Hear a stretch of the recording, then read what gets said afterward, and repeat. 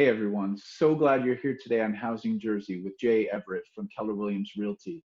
Today, are you a landlord or a tenant wondering how you're going to make it through the economic crisis caused by COVID-19? Can landlords and tenants work together to find solutions to make it through? Answers today from a landlord who has some suggestions on Housing Jersey.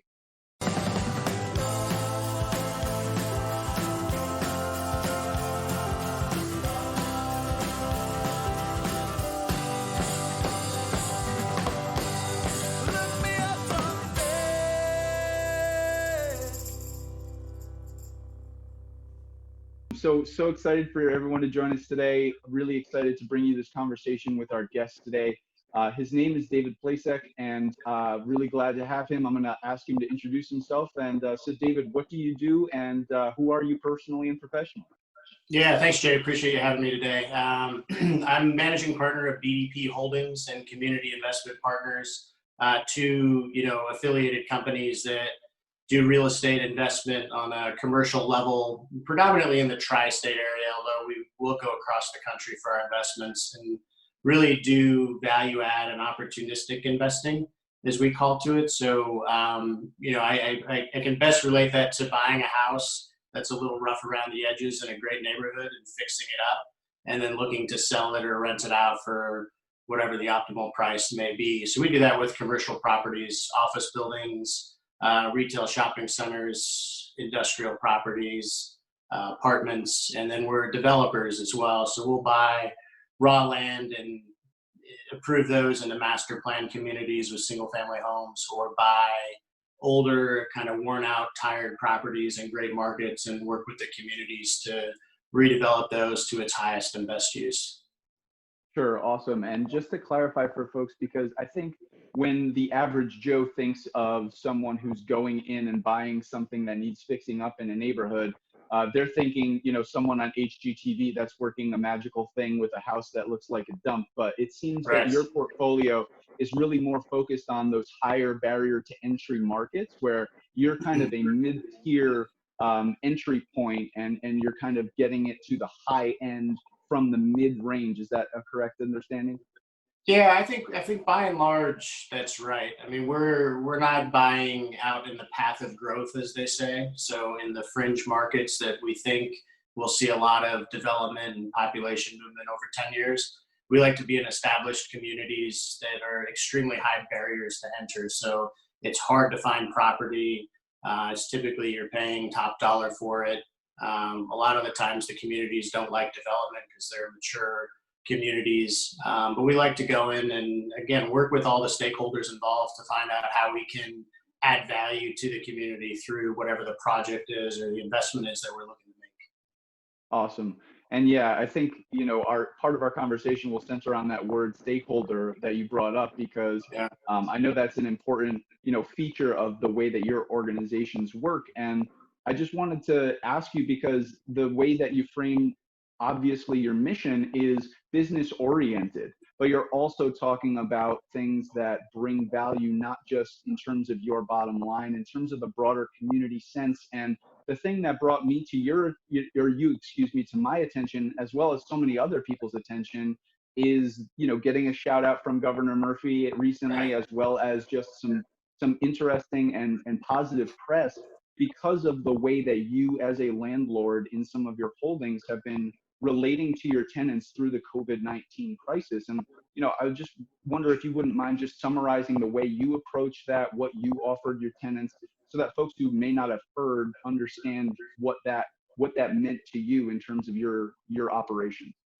Right. Yeah. No, I'd love to. So traditional capitalism is what everybody thinks of when they think of capitalism, which is really focused on the shareholder or the investors getting the absolute maximum return. You think of like Gordon Gekko from the 80s. It's kind of that mantra, if you will.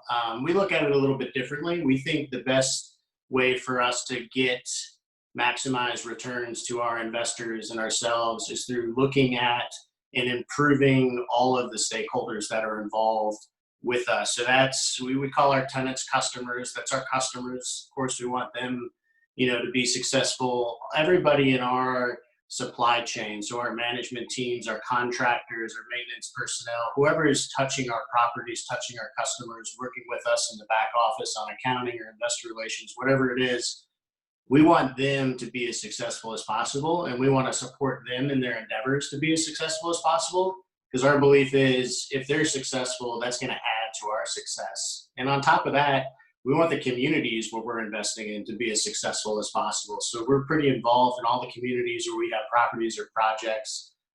Their success is our success. And we really try to get in and understand what are the needs, what are the desires, what's going to make this community a great community, not just today, but for the next 10 years or 15 years. Real estate does have the ability to impact and change communities. I mean, it's the biggest thing you see when you drive down the street, or either the single family homes, the apartments, the condos, the shops, the stores, the office buildings. So real estate's a key component within every community, and we really like to get out and work with everybody involved, but most importantly, ensure that they're successful, because as stakeholder capitalists, who we call ourselves, that's going to ensure that our bottom line is really maximized to its fullest potential. Sure. Awesome. And, I appreciate that summarization of that philosophy that underlies, your operations. I think the specific thing that I was interested in when I visited your organization, BDP Holdings website, is that you're putting out information on your basically landing page that is solution oriented or suggestive of some of the ways that landlords and tenants, and in your case, I believe, you can correct me if I'm wrong, you have both commercial tenants as well as folks in residential spaces, that there are ways to work together as a solution for both parties, both stakeholders or all stakeholders involved, whether that be investors such as, folks who are loaning you the money like banks, or whether that be folks in a lending products such as a REIT, those are folks that are stakeholders as well, but that you have some specific steps on your website that are possible solutions, but you actually, in your solutions with your tenants, you were even more extreme than some of the solutions you suggested. You guys actually, gave some folks a real break on their rent. So I don't know if you wanted to address that piece, and then some of those specific bullet points that you guys suggest. Why are those good solutions right now? And, where does the rubber meet the road for landlords and tenants in this time? Right. Yeah, most definitely. So in early March or mid-March, we made the decision as a firm to basically waive rent for our tenants. It started with April and May, and it was really just having the foresight that this is going to be kind of a bad situation for everybody. We didn't ask what anyone's financial position is. We didn't ask them about their ability to pay or anything. We just, as a company, said, look, we want to eliminate any of this stress related to paying the rent for your business or paying the rent for your house. It's on us for the next 2 months. You don't have to pay us back. We're not going to charge you, for that missed rent when things get better in any way. It's on us. We subsequently, in early April, included June as well.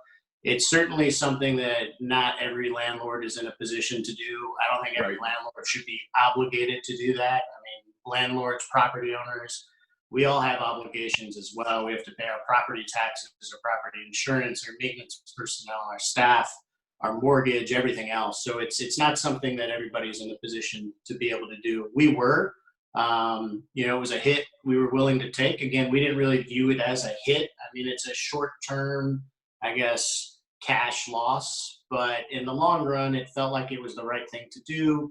We like our community. We like our tenants.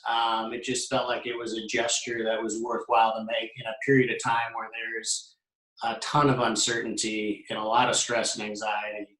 So we were very happy to be able to do that. With the kind of whirlwind media attention that gesture got, I think 3 weeks later, a reporter at NJ.com, had written a piece about it. And as you mentioned, Governor Murphy mentioned it in his press release one quiet Saturday afternoon. Our world got a little flipped upside down with all the attention. And because of that, people started reaching out to me. People were reaching out to my wife because she's on Facebook and other social media. She's much easier to find, asking, hey, I'm a tenant. I just lost my job. what can I do? We had some, property owners reach out and say, oh, I've got people in these industries. I haven't talked to them yet. They still paid me my rent, but I should probably reach out to them, right? What can I say?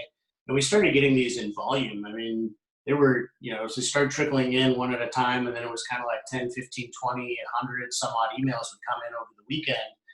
So we thought it would be wise to just put out there suggestions about how, as a tenant or a landlord, you might be able to work with one another. We posted those, as you said, on our website, which is bdp-holdings.com. And it's really like you've got the lease. The lease is the agreement between the two parties. But, as a landlord, you have some flexibility to amend that lease. And I always say, get everything in writing if you're working out a deal, whether you're a tenant or a landlord, document it. But there's things you can do. If you can't abate rent like we did and say it's not due at some other point from the tenant, maybe you can reduce their rent to a level that works for the landlord to cover his or her expenses and works for the tenant, an amount that they can pay that's not the full rent. And if you need to, you can amortize that discount that you're giving them for the rest of the term. So if you're giving them $1,000 break for the next 3 months, take that $3,000 savings and just amortize it over the remaining lease term, or figure out some other structure to get it paid back. Security deposits are held by a lot of landlords or property owners. A lot of last month's rent as well are collected up front. So, maybe there's a conversation to be had about using some of that cash. Again, you got to restructure the lease to accommodate that. There's certainly laws around security deposits in particular, based upon where you are, what state you're in. So make sure the documentation's in order, but you have cash effectively sitting in an account that, as a property owner, you can't touch, and as a tenant, you've already paid in. So maybe there's a way to use that cash. Liquidity is king right now. Cash is king right now, to solve both parties' problems. There's just other ways that you can think about, how do I solve my problem as a landlord, and how does the tenant not lose their place of business or their residence during these times. And really, conversation is the key. Just have a conversation. I think the message the message from all this media attention that we got, it's not like focused on us and what we did. Certainly, that was great for our tenants, but really the message that we want to put out there is, as property owners, as property investors, working with your tenant base is really, really good for business right now, especially. Like, you don't want to lose tenants. You don't want your commercial tenants to go out of business, because I have to imagine, seeing what I've seen piling up in bankruptcy courts and everything else, there's a lot of businesses that aren't going to have the lights on and operate in the next few months, or when we come out of this. So as a property owner, the more tenants you can retain and the more tenants you can help to get through this, the better position you're going to be. The more people that have a roof over their head and have their residence, the better position we're going to be in. So it's just good business. It's good to take care of humanity, right? I mean, I think that's first and foremost the most important thing, but it doesn't mean you sacrifice the bottom line as a business owner or as an investor. I really think it's going to help you. In our case, it's helped tremendously with regards to not only our tenants being able to, have the extra cash in their pockets, but we asked them to go out and use that money, if they could, to support the local businesses in town. Go buy takeout, go buy gift cards, go support the food pantry in town, things of that nature. So, and what's the name of the food pantry? Is Tony's Kitchen, right, in Montclair? Tony's Kitchen, yeah. And that's an amazing organization. You talk about people that can scale a business in no time. They went from serving, I think, 4,000 meals a week pre-pandemic. I believe last week they were doing 16,000 meals a week. So in a period of 5 weeks, 6 weeks, to increase their meals served by 400% is just insane. That's 400% more food coming in, 400% more food going back out, and the processing internally that's involved there. Pretty remarkable logistically to be able to, facilitate all that on the fly with a volunteer base. I mean, it's amazing what they do. Yeah. And, I think that, your explanation really helps folks understand a little bit more the interdependence of the whole system of stakeholders, of the tenant is dependent on the landlord for space, but the landlord is dependent on the tenant to pay their underlying overhead costs or their financing costs. And, one of the things that I thought would be an interesting insight for our folks who are viewing or listening who are landlords is, how are you in a position on any of your properties with any banks that have a note, or any investors that have a note on that property? Because in the real estate industry, I've heard a number of landlords say, "Oh, my bank is calling me every 2 weeks to see if those payments are coming in." Right. Where does that? How are you effectively talking to those folks who help you make these investments at this time as well? Yeah, so we're effectively paying rent for our tenants. I mean, that's coming out of our business. So the banks are still getting paid, lenders are still getting their payments. And so that hasn't had an impact to us. We can't, as a business, continue doing this. A lot of people have said, like, well, what are you going to do in July, August, and September? And we've said, look, we could do 3 months. That's what we were able to do. We've reached out to all of our tenants, and if they've had a job loss or they're in some other form of financial distress, we're more than welcome to work on a one-on-one basis to figure something out. But the blanket abatement can't go on forever for us, Of because course. we do have these other people that need to be taken care of. But everyone's been fine so far. Again, we're kind of paying it out of our pocket to supplement any of the mortgage payments or any of the other obligations we have with regards to the properties. Sure.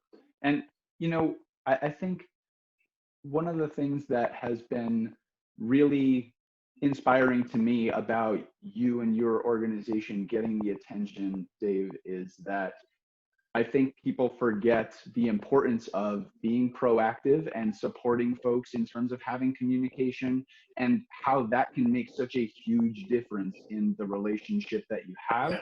And like you said, support good underlying economics, because you are more likely to have continuing tenants who can continue to operate their businesses or live in their homes, even if they're going through an economic or health crisis. And I just really appreciate your bringing that perspective and doing it in a way that really just is getting recognized organically rather than simply being a promotional stunt. I think it's really inspiring, and I hope that other folks are able to take that message and, like you said, if they're in a position, look at those solutions that they might be able to work out between Yeah. parties. Not that everybody has the same opportunity to do what you've done, but to just re-examine our relationships, because they're not just strictly contractual.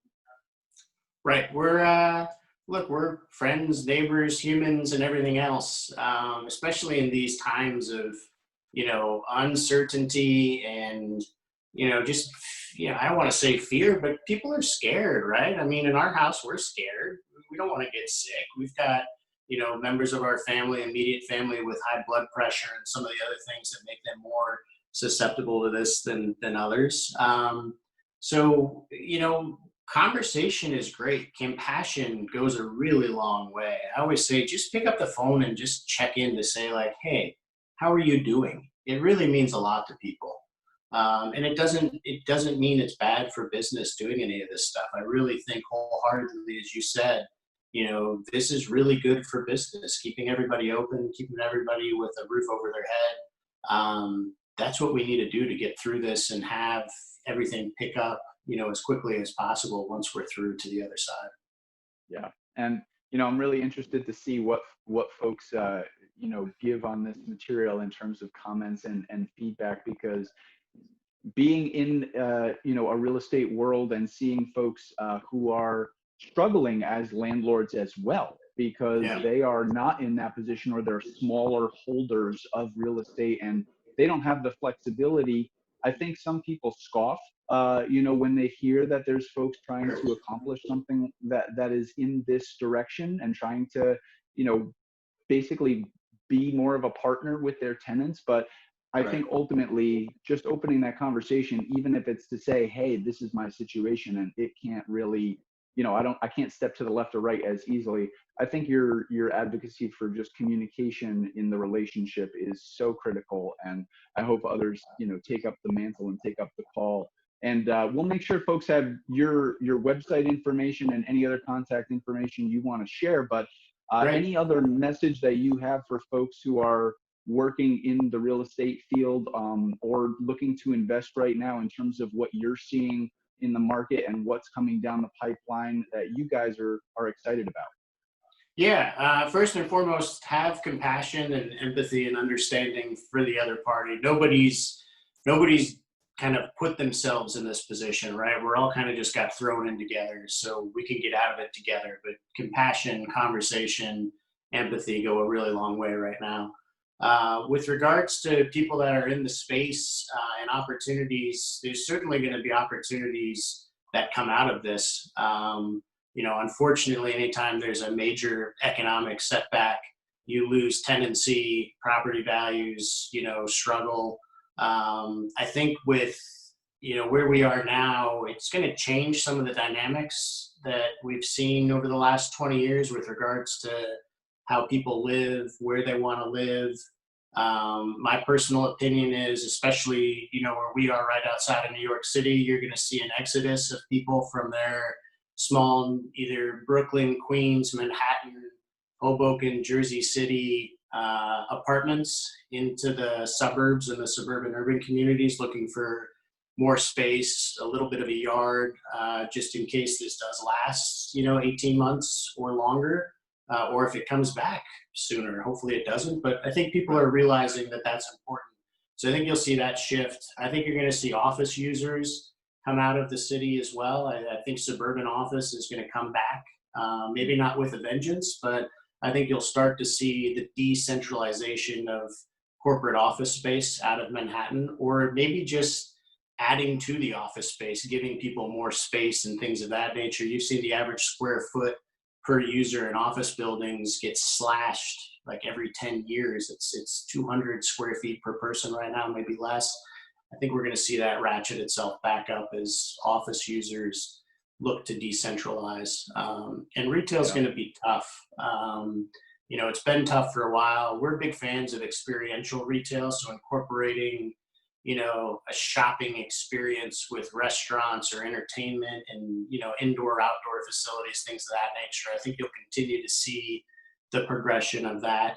And I certainly think providing housing for those in need of housing is critical. There's an affordable housing crisis that we've been facing as a nation and certainly locally as well for a long time that hasn't really found a great solution. I think we need to work towards getting attainable housing for everybody that needs a home within our communities. It's something we're big believers in and proponents of. And I think we're going to need to really work extra hard now because there's going to be more people in need of that type of housing, something that is attainable in a lot of these markets. And really, I think it's on us as investors and developers and community stewards to work with communities to provide that. I don't think I could have said it any better, and I will not attempt to add anything to that, but I'm just going to thank you so much, Jay, for your time and for your energy. I hope you guys continue to be able to build those relationships with your stakeholders and have a lot of success continuing forward. Yeah, no, I appreciate it. Thank you very much.